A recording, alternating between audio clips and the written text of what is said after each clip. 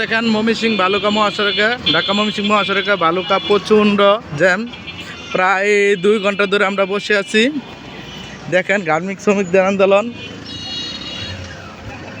একটা গাড়ি যাইতে হতো না, আসতে হতো না। রোজা রমজানের দিন এত কষ্ট করে মানুষ বসে আছে। দেখেন আপনাদেরকে দেখাচ্ছি কতগুলা মানুষ কি পরিমাণ জ্যাম বাজেছে। দেখেন সবটি গাড়ি বোয়া, ওই পাশ থেকে কোনো গাড়ি আসতে দেয় না। যে পুলিশ, এই যে দেখেন মহিলারা লাঠি হাতে।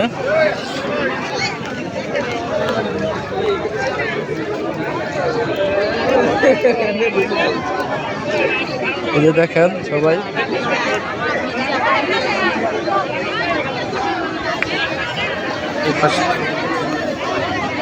করার দরকার, বেতন বেতন দেয় না কেমন নামেল।